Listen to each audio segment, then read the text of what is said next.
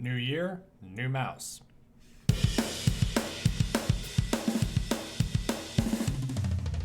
What's up, man?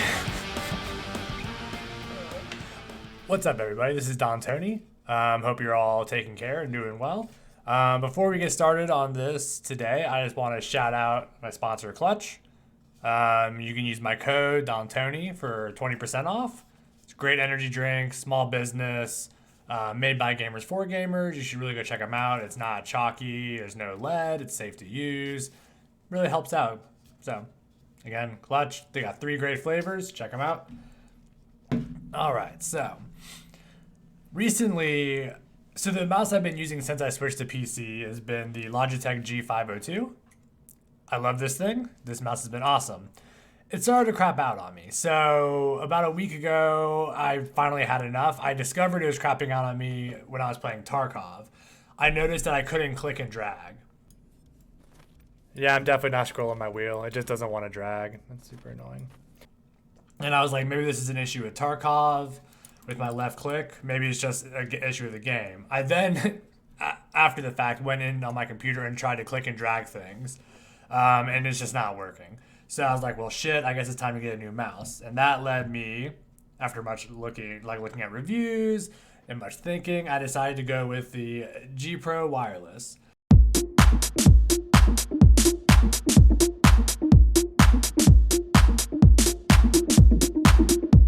This thing is fucking awesome, and today we're going to be talking about why I love this mouse, what I like about it, what I don't like about it, that sort of thing. Keep in mind that this is a subjective review, so I'm not going to be going into all of the really intense stats on the mouse or all the technical aspects of the mouse. I don't know them. I'm just going to give you my own experience using this mouse for a week, pros, cons, what I like about it, what I don't like about it, what I miss from the G502, but what I fucking love about the GPRO Wireless. So I also want to say I'm in no way sponsored by Logitech, being paid to do this by Logitech. So, I'm small fish. They don't give a shit what I have to say. So this is just my honest opinion on it. Hopefully this may help you guys out. Yeah, hopefully it does. If not, oh well, I'm doing this anyway, so here we go. All right, so I guess let's start first with what I love about the GPRO Wireless. And I didn't realize what a big difference not having a wired mouse would do. I really didn't. It is amazing. So not having that tension when I'm on the mouse pad moving, it's much easier for me to do 180s really quick without having to you never get to that point where you reach the end of your cord. I used the mouse bungee. And even with the mouse bungee, it still would have an issue. And I gave myself plenty of a tether. And there would still be times when I would be trying to do a 180 and I would just get tangled up. So not having that, first off, is huge. Now there's a million other wireless mice out there. This is the first one I've used. In forever, really. I don't think I've ever, even before I bought a gaming PC and I played WoW on a Mac, I don't think I ever used a wireless mouse. I don't think I did. So this is my first experience with it, and holy crap, I'm never going to go back. I mean, this thing's amazing. What's also nice about it is it obviously comes with a charging cord. Let me see if I can show you guys this here. Yeah, so it comes with a charging cord that you put the little dongle, whatever the fuck you call this thing, for the Wi-Fi or for the Bluetooth on it. But what's really nice about it is that if the battery dies while you're playing, you can just plug it back in and make it wired while it charges. So that's awesome too. I like the clicks on it. So it's very, give you a little mouse ASMR here. Satisfying clicks. You don't have to put a lot of pressure on it either, compared to the G502.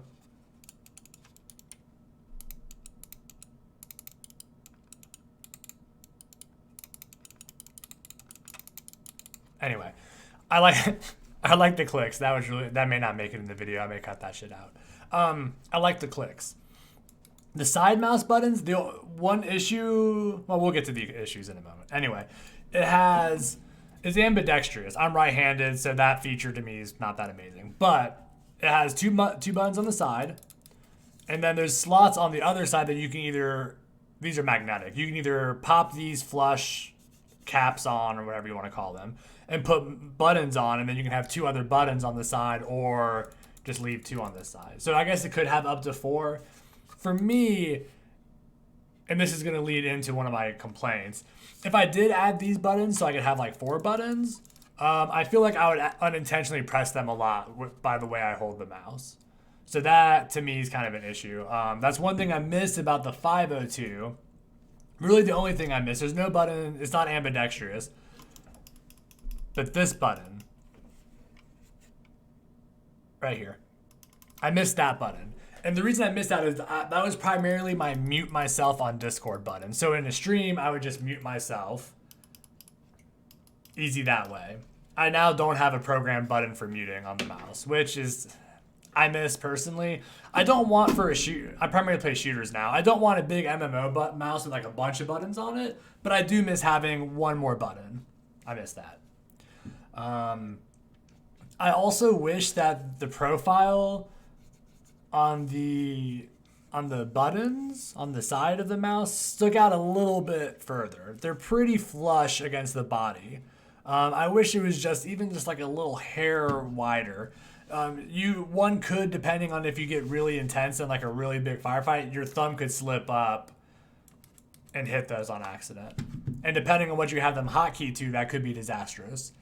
Throwing out a frag grenade without meaning to, something like that. It could be bad. One thing that I do miss from the 502, and this is actually why I got the 502 initially. So the mouse wheel also goes left and right. I miss that. You could so I have it through their software.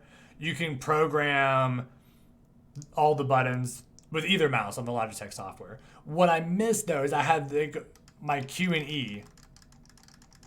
Now it's not that big of a deal. When ADSing, I wasn't using this to lean in Siege anyway, but it was a lot easier to like peek and throw a nade around a corner really quick without having to use your Q and E on your keyboard. You could just kind of like and throw it really fast. I missed that. The GPRO wheel does not go left and right. It only goes up and down. Also, it's taking me a bit to get used to each click on the wheel. It's not as loud, which may be a good thing for some people, but it's also not like tactily. It's not as, you don't feel it as much each click as opposed to the 502, which is, you guys can hear that. So you fucking know whenever you've gotten the registering that click.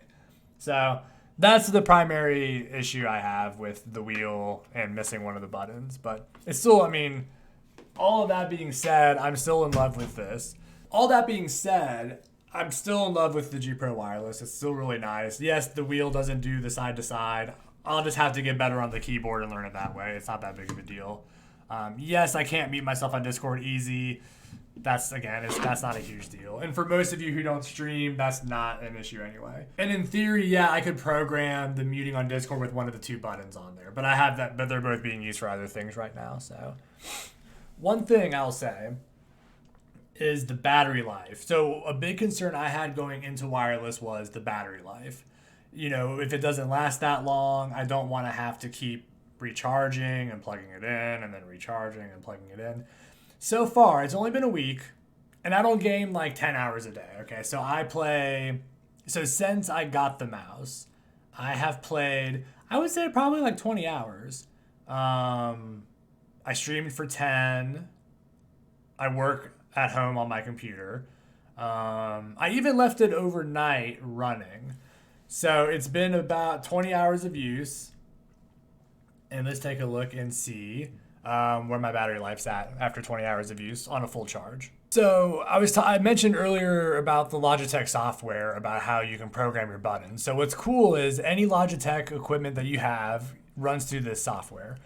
All I have is the mouse. My keyboard's HyperX. My headset's HyperX. But so in this software, you can go in, you can change the color of the lighting if you want. There's different like effects you can do. Anyway, you can assign. There's like macros, keys, actions, all sorts of stuff you can do on here. But the reason I got on here is battery life. So I'm just now at 59% after leaving it on overnight because I forgot after streaming, and playing about 20 hours. So that's actually pretty good. I'm shocked. I know they say without any light on, I think it's like 60 hours of usage. If you program a light color, like, you know, to have like a light on, I think they say it's like 48 hours, which seems accurate so far on this first week. I don't know like how long the life of this will last. I don't know like if over time, if the battery, I imagine the battery will get worse over time, as most things do. But so this first week, I'm really impressed with it, with the battery life. Really impressed. Okay, so final thoughts. So we got my old mouse, the 502 GPRO Wireless. I have no regrets. Yeah, the price tag. So like if money is an issue, the 502 is the way to go if you can't afford. They even have a wireless 502, but the reason I didn't get the wireless 502 is I'm worried it would have the same issue with the left click. I've had this mouse for about a year and it's already crapped out on the left click. So as much as I love the 502, I was like, why would I get the same version of the wireless? Because I would imagine they would use the same springs and triggers in the mouse, right? Maybe not, I don't know. You guys can correct me in the comments if that logic's flawed. But to me, that makes sense. I mean, I imagine the only thing different between those two mice. Mice? What's the plural for a computer mouse? Is it mouses? Mice? Anyway, the difference between them, I imagine, is simply just that one is wireless and one's not. I have no regrets. It's expensive. So I got my G502. It was on sale like Black Friday, I think. Maybe it was on Christmas. Anyway, it wasn't that expensive. It was under 100. It was like 50 or 60.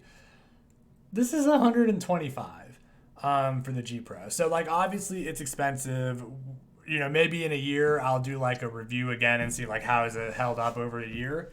But so far I have no regrets. It's amazing. The lightweight, I need to mention that. So the mouse is very lightweight. It's much lighter. It seems much lighter than the 502.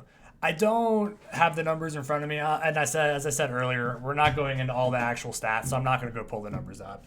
But my gut says that the G Pro is much lighter, and that's taking some getting used to. But I have no regrets.